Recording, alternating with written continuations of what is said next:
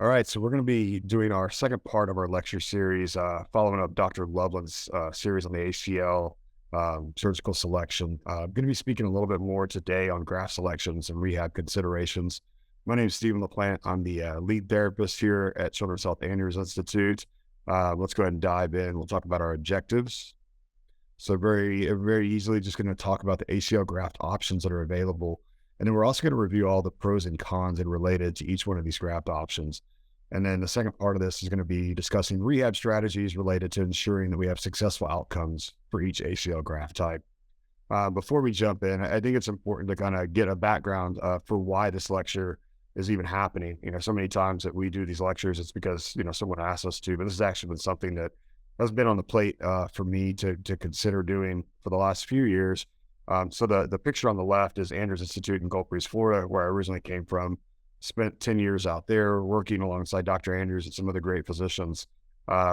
Most of our grafts that we saw there were patellar tendon grafts, probably anywhere from 95 to 97%. That was because our population was primarily high school athletes, college athletes, and professional athletes.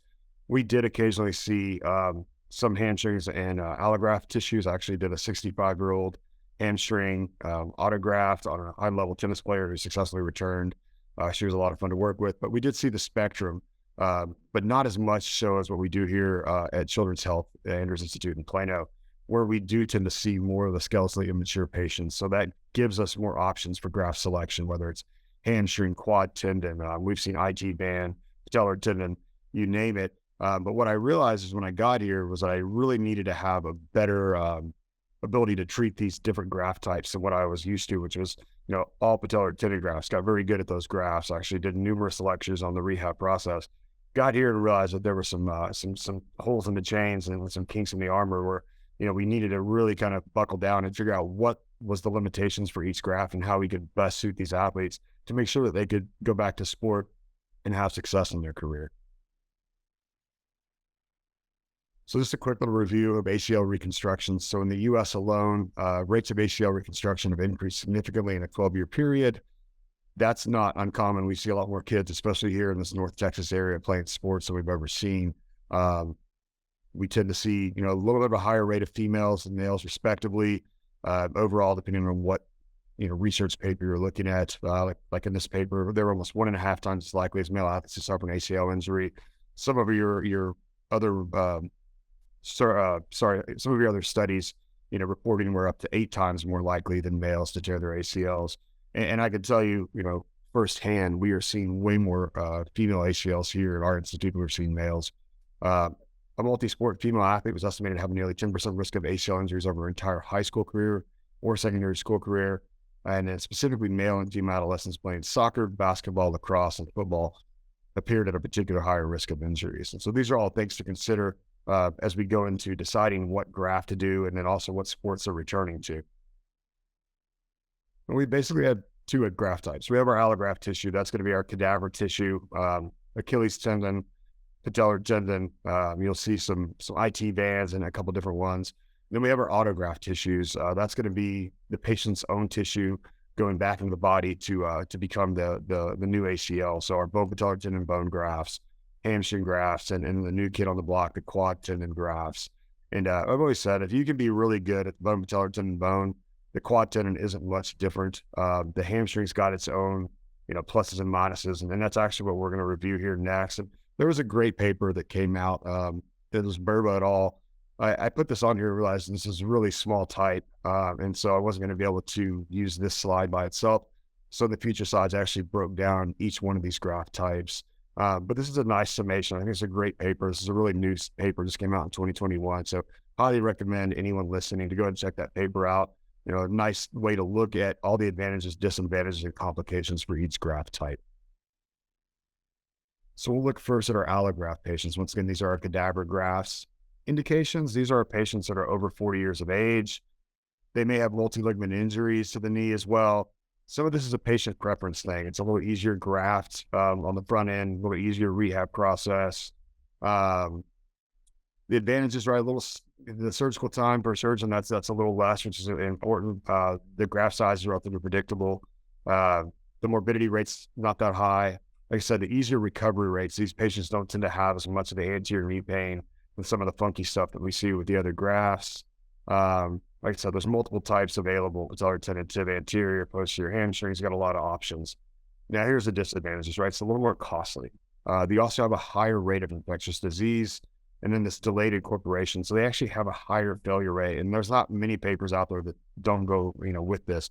You will see a higher failure rate in a lot of your allografts compared to a lot of your autografts. So that's probably one of the biggest turnoffs for most physicians and therapists that are treating these. They also have a lower return to sport rate compared with autograft. Now, that may be because these are usually in older patients that may not be going back to sport. Someone went out, a little skiing trip, tore their ACL, 45 years old, decided not to ski again, but still wanted to be highly functional and active. An allograft is a good choice for that patient. And then the other complications, you tend to see infections on these intraoperative fractures due to the bone with its softness. So that's just the allografts, a little summation. Let's go ahead and jump into the autografts next. So here's a bone patellar tendon bone graft. Great for your young athletic individuals who are skeletally mature. Great for sports professions that don't involve kneeling. Don't know many sports that involve a ton of kneeling. Luckily, some of your wrestling, maybe some of those sports you may want to avoid, but most of these kids can go back to play with a bone patellar tendon bone graft. It's very reliable, right? We often hear of the bone patellar tendon bone graft as the gold standard, and that's what we use in Florida for that very reason. It's the fastest incorporation and healing, so 6 weeks versus 8 to 12 weeks in your other grafts. Really great outcomes in the young active patients, really high rates of return to sport, even compared to your hamstring grafts, and an overall lower revision rate compared to hamstring grafts as well. Now, what are our disadvantages? This is the donor side morbidity or the anterior knee pain that everyone always reports on these. I will give you guys each some things that you can do in the rehab process to help with that. And that's kind of the goal of this lecture, is to know that this is one of the disadvantages, but there are options from a physical therapy perspective that can help us to kind of alleviate these disadvantages. There is a risk of patellar fractures. These are also contraindicated in our skeletally immature patients, and there is an increased risk of osteoarthritis compared with our hamstring grafts in a couple of studies. Complications, patellar fractures, not very high, but they're there. You can also have a patellar tendon rupture, once again, not a very high percentage. And then the patellar tendonitis and anterior knee pain is present in up to about 17.4% of patients. Pretty common, but like I said, there are ways to kind of fix that and deal with that throughout the rehab process. All right, so let's jump into our hamstring grafts next, right? Once again, young athletic individuals who are either skeletally mature or immature. These are more important for sports that don't rely on a lot of hamstring work. So these are going to be like your sprinters. And I'll give you guys some examples of some personal cases that I've had, especially with our female soccer players, just really struggling when we got into the running phase and some of the more advanced dynamic phases because of the hamstrings' inability to really do its job. This is a great option for our skeletally immature patients. This has been kind of the gold standard for those skeletally immature patients, really until that quad tendon emerged in, the 2000s, early 2000s. It's kind of become more popular. We do get a greater cross-sectional area than the bone tendon bone, not by much, but it is there. You get a maintenance of the integrity of the extensor mechanism. That's our quadriceps. So we tend to see less issues with the quadriceps related to strength and overall function compared to some of our bone patellar tendon bone grafts. The lower heart site morbidity, and then less post-operative knee pain comparative to the bone patellar tendon bone graft. So what are our disadvantages, right? Once again, donor site morbidity. You tend to get, those incision sites are going to be along the medial side of the knee. That's usually a spot that we like to cup and do some soft tissue work on. You also will get some of that posterior medial where the graft is harvested from, some pain. You'll see some swelling, some ecchymosis sometimes on those patients. They do have a less predictable graft size in your bone patellar tendon bone grafts, compromising of the medial knee structure. So you tend to really need to focus on a lot of adductor work and medial hamstrings with these girls and guys. They do have an overall higher re-rupture rate than other autografts in a couple of studies. Some studies say they're about the same, but we do tend to see, if you look at the overall consensus, that the higher re-rupture rates are going to be those for the hamstrings and not as much for the bone tendon bone grafts. The integration of the graft is a little bit longer, so about 8 to 12 weeks, and they do have a higher infection rate than the bone tendon bone.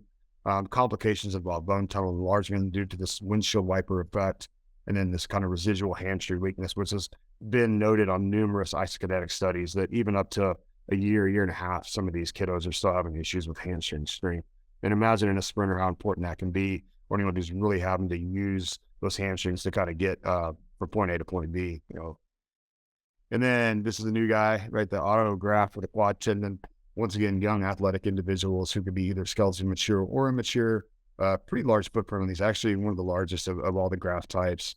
Um, this is really good for those athletes who are wanting to sprint. Like I'm a big fan of this for a lot of our soccer players, males or females, or anyone that's going to be doing any kind of track and field events, anyone that's going to have to run fast for whatever they do.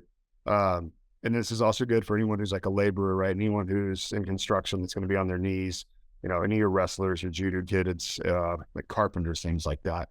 And that goes back to that compared to the bone patellar tendon bone, which has a little bit more pain in the anterior knee when they kneel.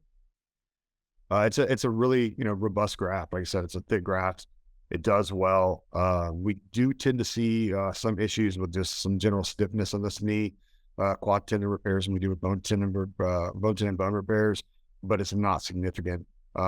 Overall, less risk of infection compared to our hamstring grafts, less risk of injuries to the intrasvenous branch, and then low donor site morbidity as well.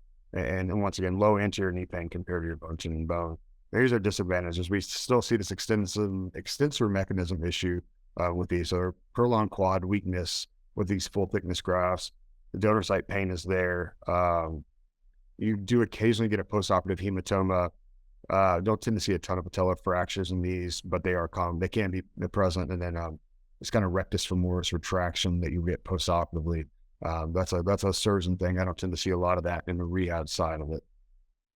All right, so let's jump into really like what most of us are seeing. I'm not going to spend a lot of time talking about allografts.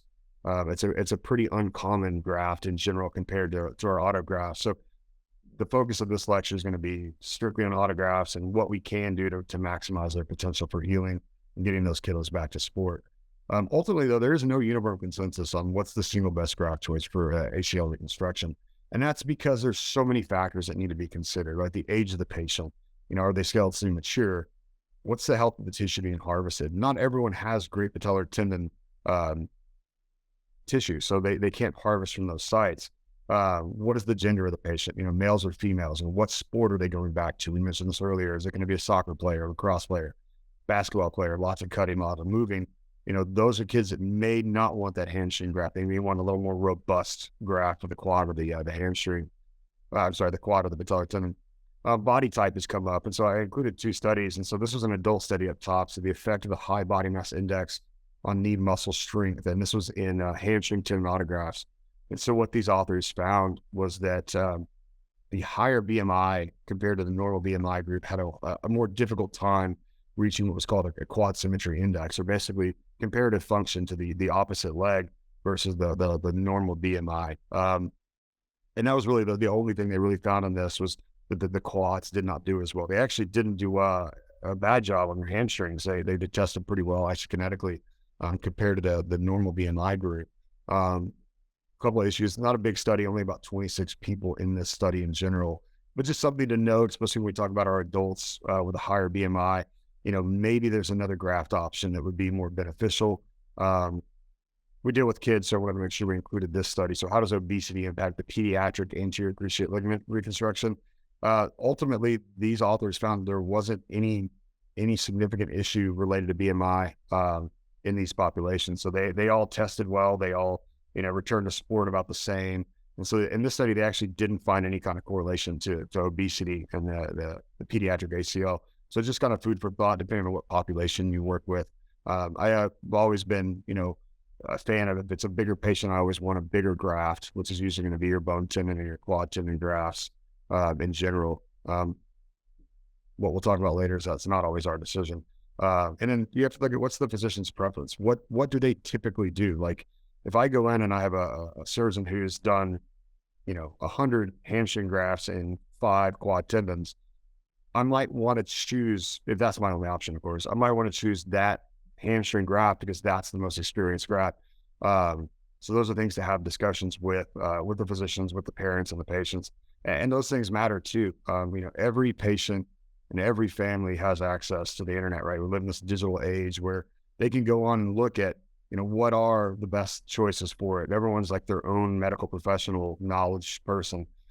They also have friends and family that have had an ACL, so-and-so had this graft and they were back in 6 months. And, why are you telling me So these are all going to be considerations that have to go in there. And that's why we can't really say there's one graft choice that's better than another. It's really patient specific, and you have to kind of add up all the pieces before you make that decision. All right. So once again, we talked about what are the main issues with our bone, tendon, and bone grafts, right? This is anterior knee pain. Be present in up to about 30% of patients. This is our kneeling pain. We also have an increased risk of patellar fractures and patellar tendon ruptures. Other concerns continue to be that persistent quadriceps weakness. All right, so hamstring autografts, there's a lower risk of long-term anterior knee pain compared to bone, tendon, and bone grafts. The main limitation overall is this hamstring weakness, unpredictable graft size, and stiffness and nerve injury during harvest. Many of our protocols place a restriction on isolated hamstring strengthening until about the 6-week mark. That's to protect the graft. So we can imagine if we flipped that and we put that in and said, hey, for your bone, tendon, bone, and your quadriceps, we can't do any quad work for 6 weeks. We already know that that muscle becomes extremely atrophied with that lack of inactivity, right? So we can kind of think about that from the hamstring as well. If we don't activate a muscle directly for up to 6 weeks, like what happens to that muscle, right? We can imagine the amount of atrophy and weakness. Knowing that though, once we hit that 6-week mark, we can really start to really emphasize the hamstrings as part of our rehab strategies.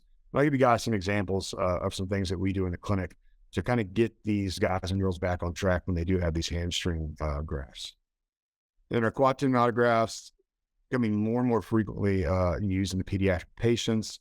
And this is a great way because it really combats that residual hamstring weakness that we just mentioned, and also the anterior knee pain at the bone, tendon, bone. So it's kind of this like mix of both. It kind of helps both of those issues. Now there are conflicting results in knee stability, functional outcomes, and donor site morbidity and survivorship of the QT autograft compared to the hamstring and bone, tendon, bone. In this recent meta-analysis, the quad tendon had similar survival rates and comparable functional clinical outcomes. So you kind of get these mixed reviews, and that's why no one's kind of deciding if they want to go full on with the quad tendon versus the hamstring in these skeletally mature kiddos. It's mostly like, what's the physician most comfortable with? What have they done a lot? In that same study, the quad tendon showed improved functional outcomes compared to the hamstring and significantly less harvest site pain in the bone, tendon, bone autograft as well. So we can't have this discussion without talking about re-tear rates and some of the risk factors involved, right? And this is something that we unfortunately see even within our system. No matter how hard we try, no matter how much work we put into these patients, we still see, re-tears happen. It's going to happen. But let's kind of look at some of the statistics related to re-tears. So in this study, 30% of patients sustained a non-contact re-injury and tore either their ACL graft or the ACL in the contralateral knee within 2 years of surgery. In this next study by Washington et al., patients under the age of 25, they looked at 788 ACL autografts and 228 ACL allografts. And we suffered a re-injury rate of 9% and 25%. So we can see once again that those allografts tend to have a higher re-tear rate than a lot of our autografts. And then in the next studies, this was comparing the quad tendon, the bone, patellar tendon, bone, and hamstrings. And this was 2,856 patients. They showed a similar graft failure between all groups, but they did find that the quad tendon had less donor site pain than the bone, patellar tendon, bone, and better Lysholm scores than the hamstring tendon. And then we have to talk about age as well, right? And so patients under the age of 20 had a 3 times higher rate than patients that were 20 years old. They were 4 times higher than those in 30 and 8 times higher than 40. And I think this makes sense because our younger patients are probably more likely to go back to a high level of sport than our 30 and 40-year-old patients. Many of the patients that I see, 30s or 40s, are making these drastic changes to what they're doing. They're not going to play basketball anymore. They've decided to, put the ski poles down and never go again. They're going to continue to be active, right? They're going to continue to lift weights, but they don't tend to engage in more of those higher risk sports than some of our younger kiddos do. So it does make sense, and you'll see that. But just be aware of that when you're working with these younger patients, that they do have a higher re-tear risk. And so I think the rehab has to be really, really good to make sure that doesn't happen. Here's the overall reality, though. As much as we talk about, knowing these things, I and many other rehab professionals don't have a say-so in what the graft is, right? So the patient usually comes to us, the graft decision has been made. Some of them have already had surgery. So we have to kind of deal the hand that we're given. So I think that knowing these kind of limitations, though, can really help us to kind of pinpoint where these weak points are in the rehab and to really make sure that we can kind of combat those things. So that's going to be the next part of this lecture, is to go through some kind of take-home clinical pearls I'll give you for how to kind of manage these different graft types. So regardless of the graft type, you have to achieve full terminal knee extension in the first 2 weeks. And I can extend that out to 4, but I always tell my patients, like, This is the most important thing that we go through in this rehab process. You have to get your knee straight and you have to get volitional quad. You have to get that quad going. That's going to help you overall function with gait, stereoambulation, squatting, all the things they have to do from an ADL perspective. They have to get that quad activated. Have to start getting the NMES on there on those quads immediately after surgery. Get the patient at home doing their exercises, not just 2 to 3 times a day. We're talking about 5 to 7, maybe even 8 times a day. These kids should be doing their exercises. Most of our kids are out of school. A lot of our patients that are older, they're going to be out of work. There's no excuse why they can't get their work in at home. 2 to 3 hours a week in rehab just isn't enough. So really get that knee extended. That's the number one priority. We should achieve full active range of motion for knee flexion by week 8. Gait patterns should be normalized somewhere between week 4 to 6. Functional mobility, including stereoambulation, symmetrical squat pattern, those all should be accomplished by week 6 or 8 as well. Our progression should be based on specific criteria and goals, and really the compliance of the rehab program. Like I mentioned before, if the patient's not going home and doing what we ask them to do, they can't progress according. Even if the protocol says, hey, we should be running at 16 weeks. If your patient's only attended 8 visits in a 16-week and they haven't met their criteria or goals, it's probably not a good idea to run that patient regardless of what the protocol says. Like, we have to do what's best for each patient, not necessarily use the timeframes associated with our protocols to determine where they should be. One of the things we've learned here over the last 7 years is really just consistently monitoring the progress. Right? So we do almost weekly and monthly evaluations, whether it's Biodex testing, Y-balance testing, really trying to find out where the weak point is and really restructure the rehab strategies around those weaknesses. That really helps us to guide the appropriate course of treatment overall and get those patients in a more functional status. And then no matter what graft type, the return to sport considerations really shouldn't be that much different. You shouldn't see, in our quad tendons, we require this versus hamstring. Regardless, we want symmetry at the end of the day. The hamstring strength, quad strength, all that stuff, the hamstring ratio should be the same regardless of what graft you had. So just got to consider all those factors.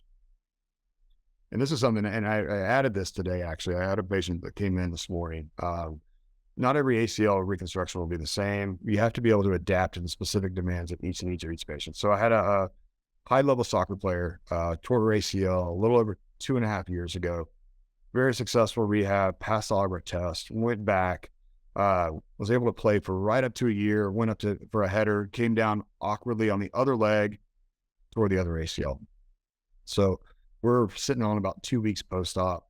And I will tell you, there's a huge difference in what her rehab has looked like from the first ACL to the second ACL.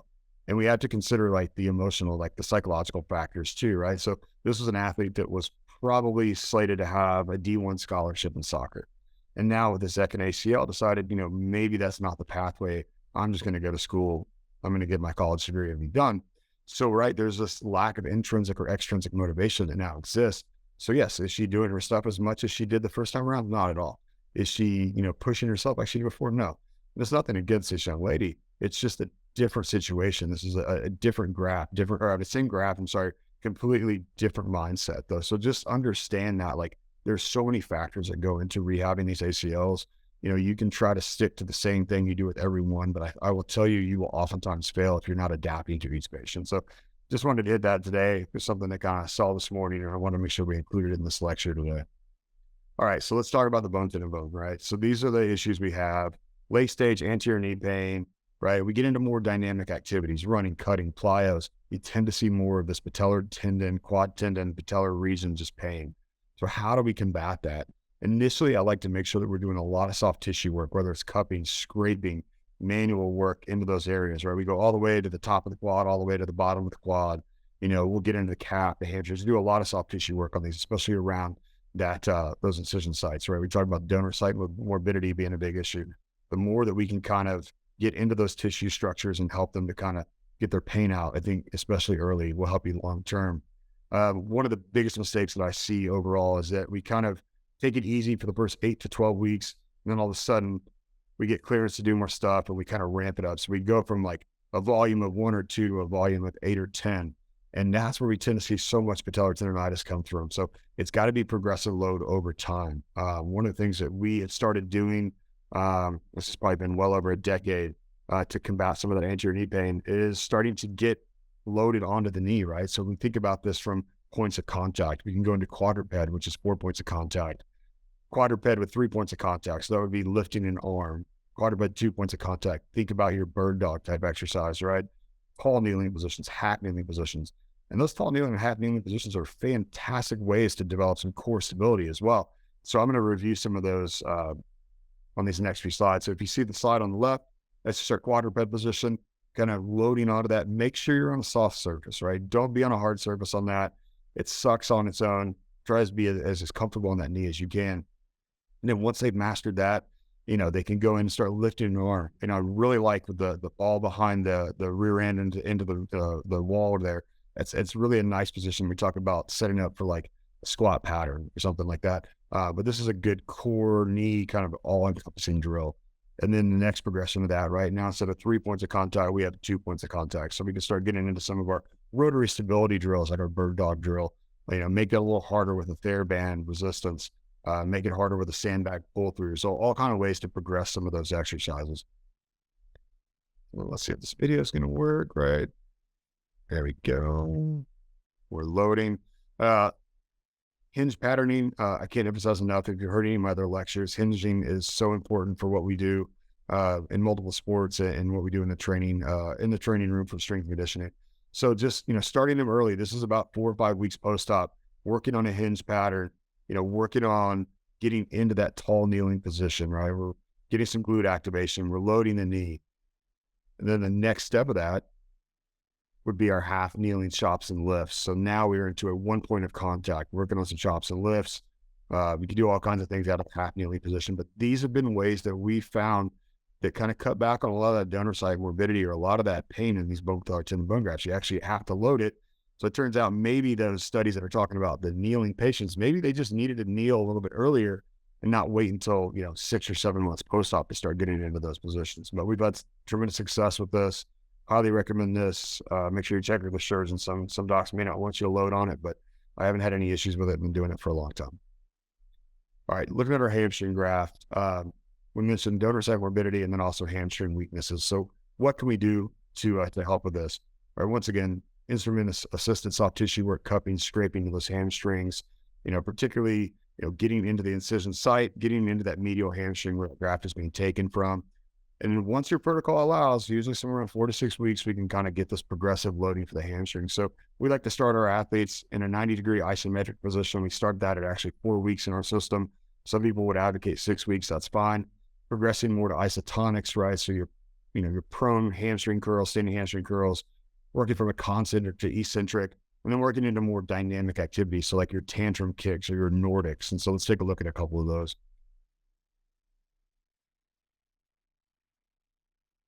Right. There we go.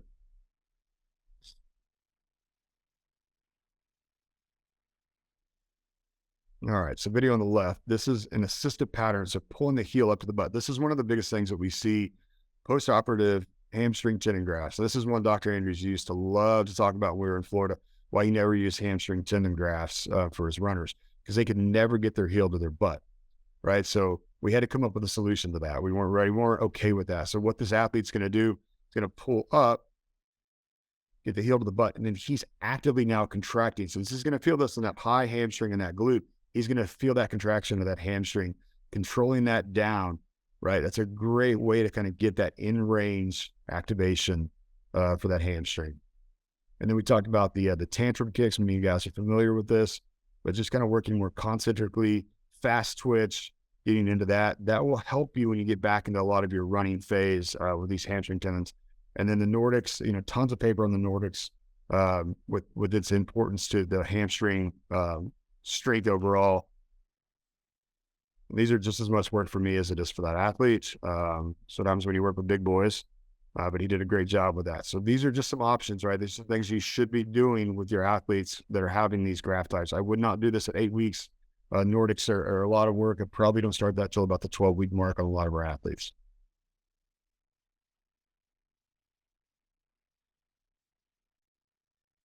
All right, now the quad tendon graft. So very similar response to what you're going to see for patellar tendon. Once again, donor site pain and that residual quad weakness.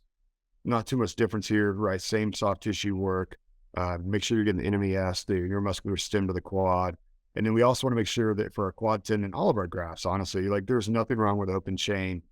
Very grateful to see the papers that have come out recently talking about the importance of a combination of open and closed chain strengthening. We do that here. We do a lot of BFR work with our patients, especially early on. We actually have a study we're working on right now looking at the early effects of BFR and ACLs. But all those things, if you have them at your disposal, can really, really help with all these things. But really, your hamstrings are really compared to your patellar tendon, quad tendons. Those are going to be the only big differences. But your quad and your patellar tendon are going to be about the same from a rehab strategy standpoint. All right, so let's just kind of wrap this up. So proper graft selection is an important component to successful rehab. Once again, we don't always get the option as our therapy people to make that decision, but we have to kind of take the cards that we're dealt and deal with it. You got to think about a number of factors, right? We're trying to decide which graft to use. We have to understand the pros and the cons. That's going to help us as therapists and athletic trainers to really customize those rehab programs. And we always have to consider their goals as well when we base the graft type and the patient goals as well for that. Thank you, guys.